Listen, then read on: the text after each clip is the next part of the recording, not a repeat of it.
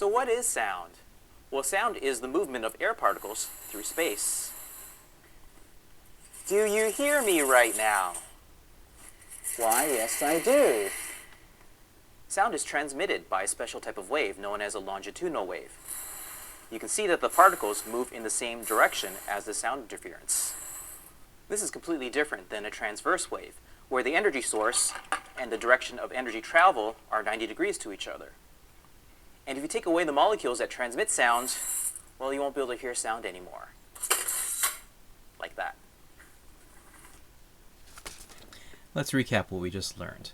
This first type of wave is known as a transverse wave, and there's a few points of interest in this animation here. Now, if you want to draw it as a static image, you're more than welcome to. It just looks something like this.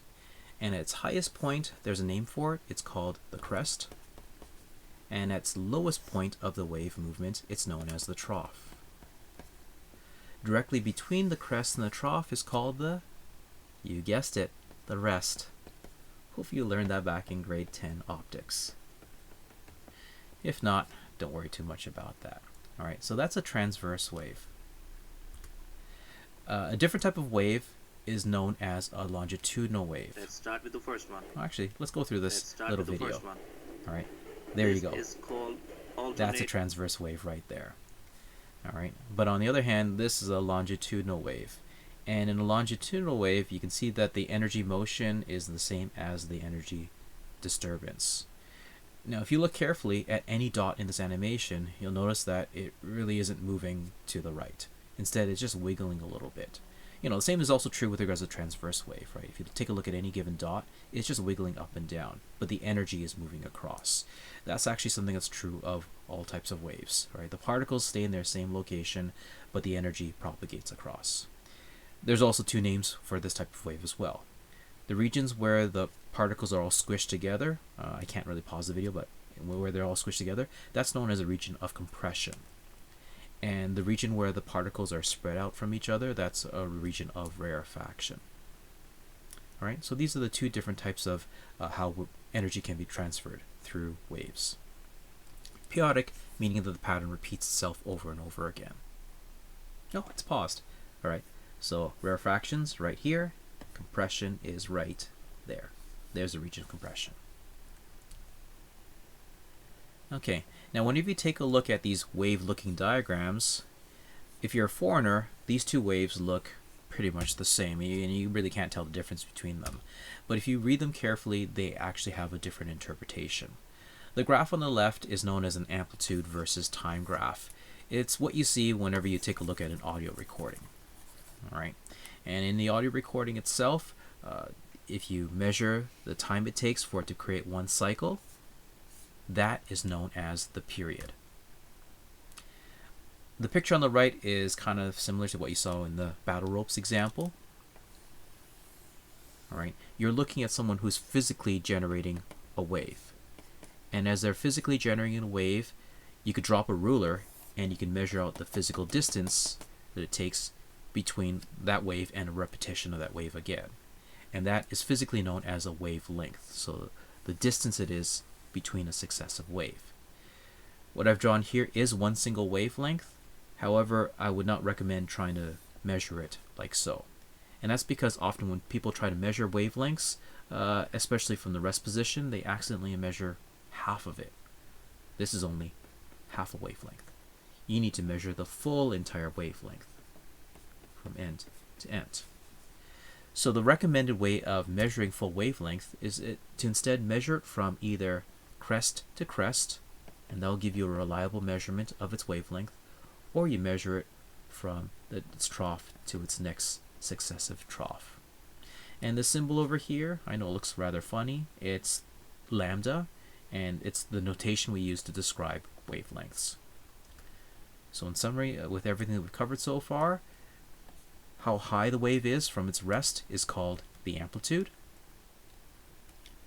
The time it takes before it repeats its cycle again is called the frequency. Alright? Or sorry, the number of cycles that it makes in a given second is its frequency. Alright? So for example, if this is 1 second that's gone by, we notice that we made 2 waves. So the frequency would be 2 waves per second, or 2 cycles per second, or simply 2 hertz. All right, where hertz means per second. All right, so 1 over s has the same meaning as, well, s to the negative 1, which also has the same meaning as hertz. And here in North America, we always measure frequency in hertz. So please use that as your notation. Don't go off using this one. All right, it just looks weird here in North America. Now, another way of measuring repetition and how long it takes is called period. All right, so it's the time it takes before the pattern repeats itself, and it will be measured in seconds. And the last notation that we just learned is the physical wavelength, and it's measured symbolically using that symbol there, lambda. Also, another thing to keep in mind is that wavelengths are measured in meters, not in centimeters or millimeters, in meters. Okay, because here in physics class, we always use this notation, the MKS notation. M for meters, K for kilograms, and time is measured in seconds. All right, we don't measure it in any other smaller fractions like milliseconds, grams, or millimeters, or even micrometers. All right, we always stick with big M, little g, or little kg, sorry, for kilograms and seconds.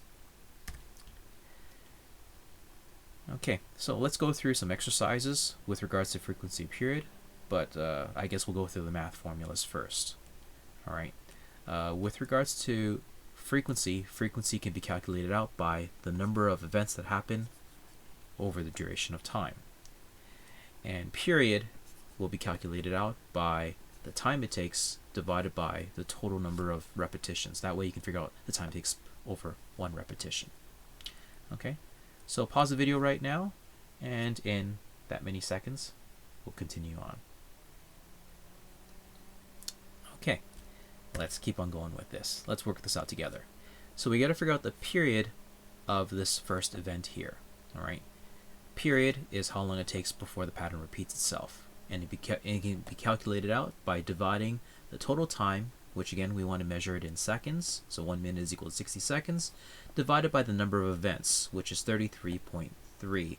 You could write down turns, but we usually just know that it's a repeating event, and that's just how many events that have occurred, right?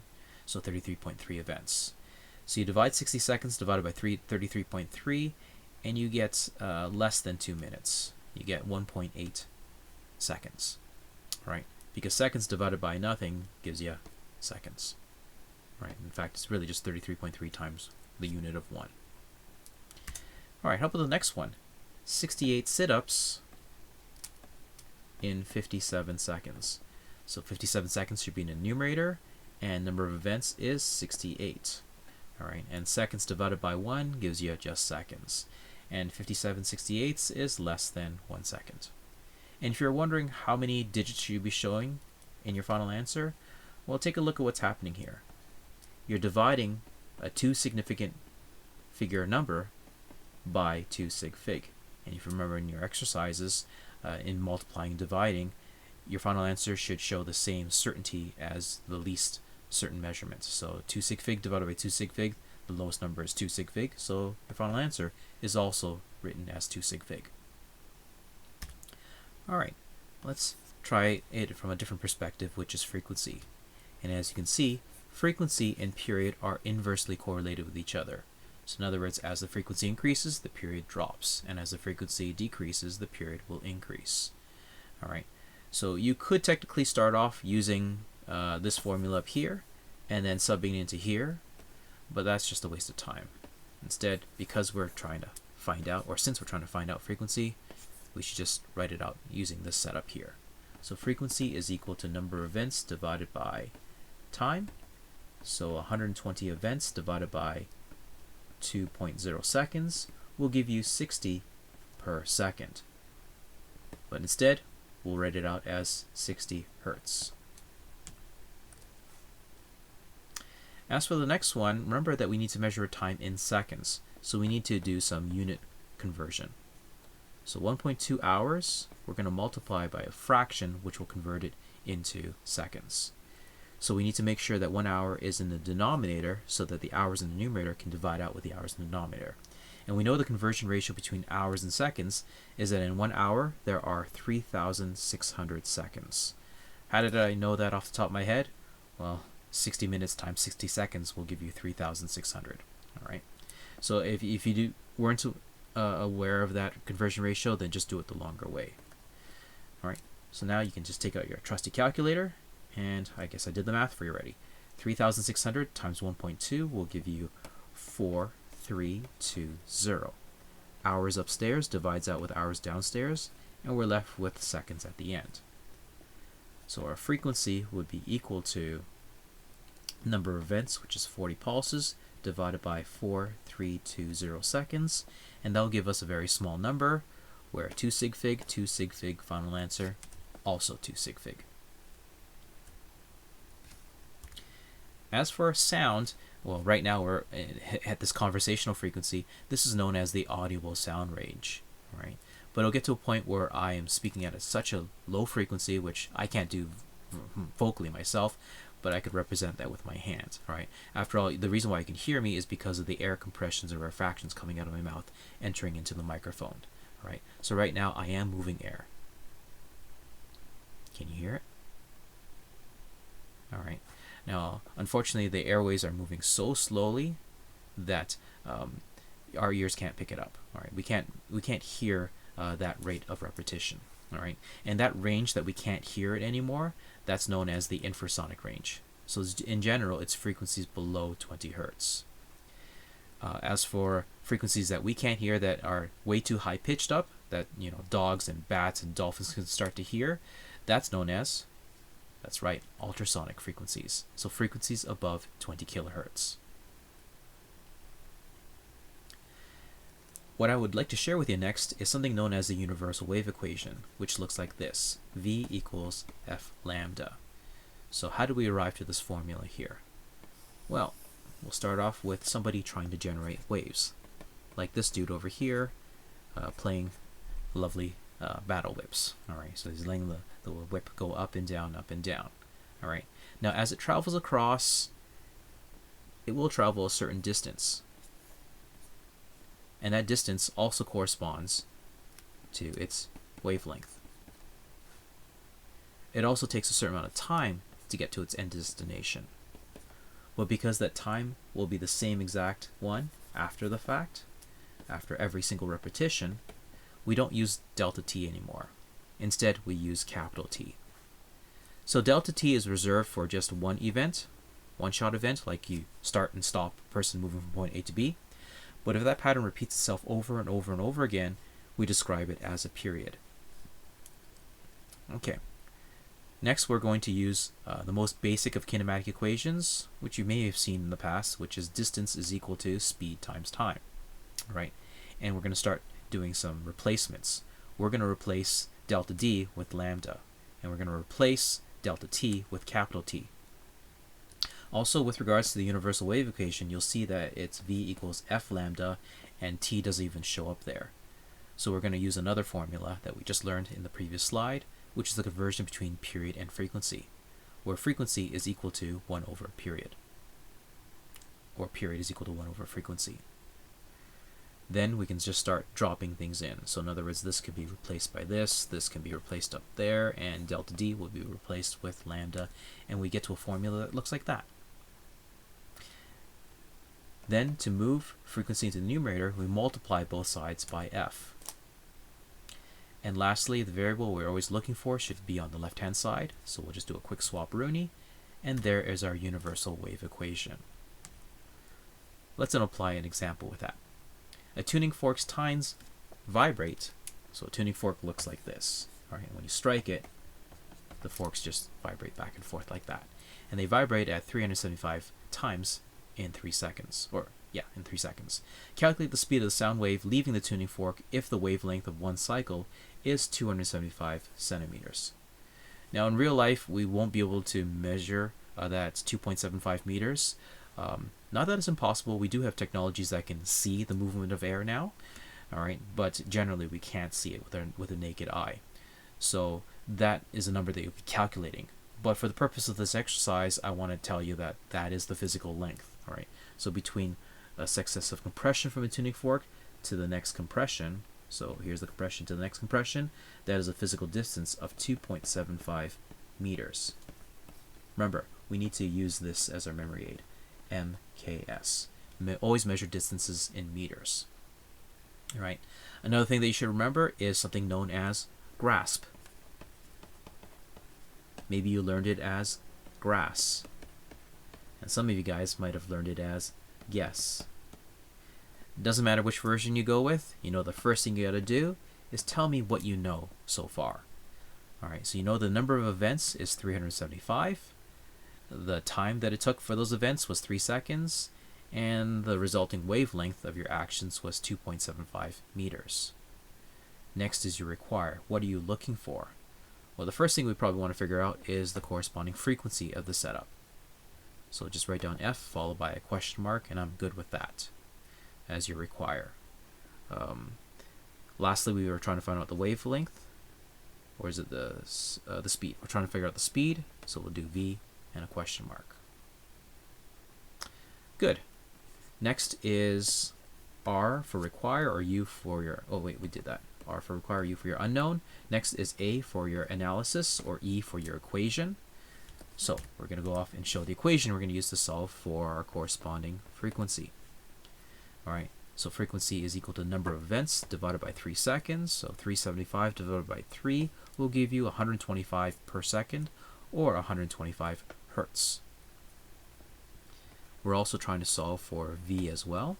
So you can rinse and repeat with regards to the A and S and pair phase. All right, so you can just group them together, keep them neat and tidy. So always show the formula, substitution, answer. Formula, substitution, final answer. Okay, and then we'll get to our 344 meters per second. I think things just to mention about this. At first, you'll substitute everything in. Please include units. The reader needs to see that. All right. Now, if you want to rewrite hertz as per second, you're more than welcome to. This step over here is optional. All right. So from this point over here, just pull out your calculator. 125 times 2.75. It'll give you a numerical value, and you'll notice that you'll end up with your units of meters per second. Okay. Please don't write down per second times meters. Write it down as meters per second. And another thing that might not be as obvious is that there's actually a space between the measurement and the corresponding unit. That is proper grammatical form, as you can see in my PowerPoint. Okay, always keep a space between their measurement and the unit. And here's an interesting property of waves when they move from one material to the next. If you remember in grade 10 with regards to light, light can sometimes behave as a wave. And if light behaves as a wave and it moves from one material to the next, it can cause weird things to happen, called refraction. All right, we're not going to be talking about refraction today, but you might remember other things that happen when you move from one medium to the next. Not only does the light bend towards normal when you move from less to more, but the wave also slows down, like in this animation over here. Okay, you can see that the wave was traveling quite quickly at the beginning, and then the wave afterwards does decrease.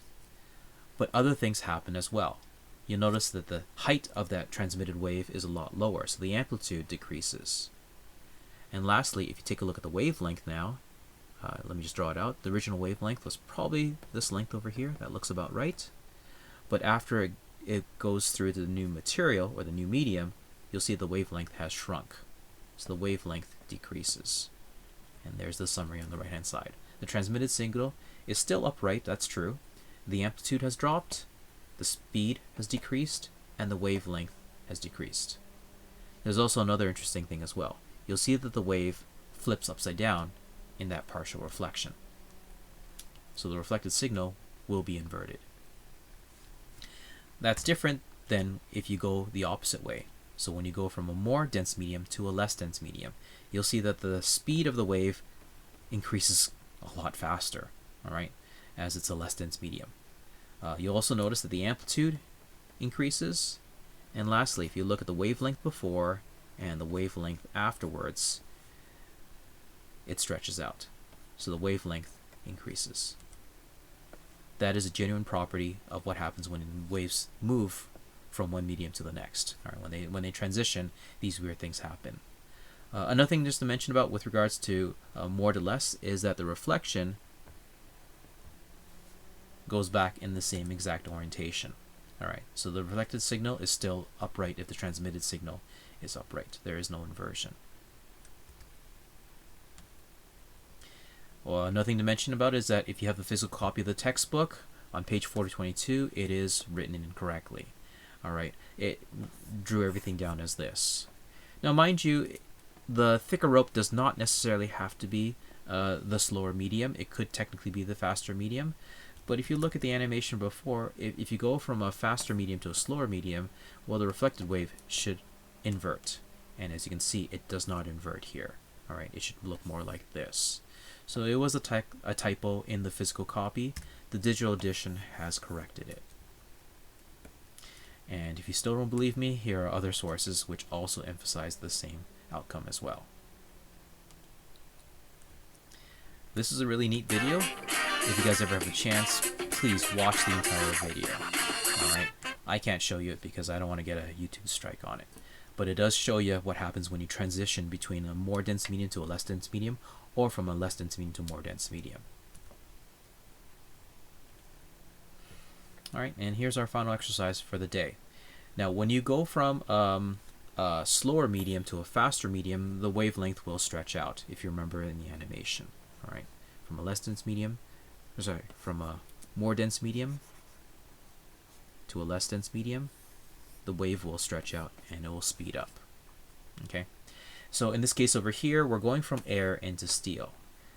Now, maybe you've seen this before with regards to fireworks or with lightning storms, where you'll see the light show first and then afterwards you'll hear the sound. Alright, and that's because the speed between light and air is significantly different. For the speed of light travels at 3 times 10 to the 1, 2, 3, 4, 5, 6, 7, 8 meters per second. Alright, that's the speed of light. Meanwhile, the speed of sound is at a paltry 345 meters per second. Still mad fast, but as you can see, it's about 1,000,000 times slower than the speed of light. Okay, so through other mediums like steel, sound will actually travel faster. So believe it or not, if you want to hear your teacher sooner, just place your ear on top of your desk, and the sound vibrations will travel through the desk much faster through the air. And this has to do with the fact that the air atoms are not even touching each other. They're just simply moving through space. Alright, and they're bouncing and colliding off each other. And it takes time for that molecule to collide with the next one, to collide with the next one. Alright, as opposed to steel, where the bonds are tightly formed with each other. So it's kind of like this pen over here. The moment I tap one end, the whole pen moves almost instantaneously. Alright, so sound travels a lot faster through solids than through liquids or even gases. First thing we should do is state our givens. What do we know so far?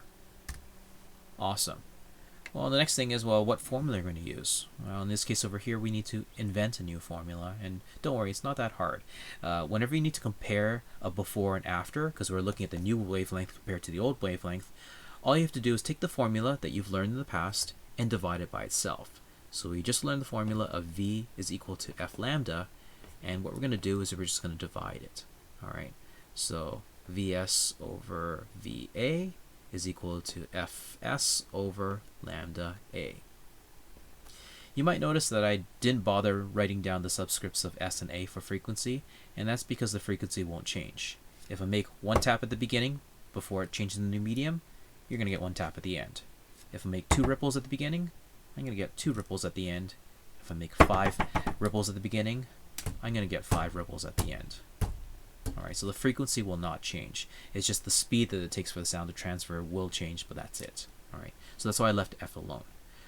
So technically speaking, if I look at the formula here, F upstairs will divide up with the F downstairs. And it'll simplify down to a formula that looks like that. You could either use numbers 1 and 2, or you can use letters to give it a bit more context. It doesn't matter to me.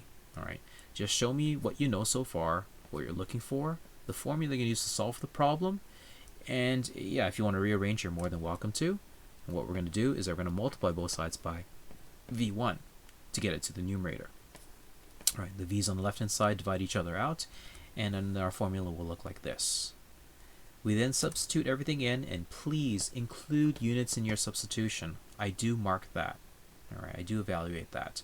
As you've seen in the previous video, or the first video, that mistakes were made because people forgot to include units. In fact, there's this one crazy story where somewhere in the UK, I can't remember where, the blueprints, they were actually the dimensions for a bridge, and it was actually measured in yards, all right? But they forgot to describe that on the bottom right-hand side of their blueprints.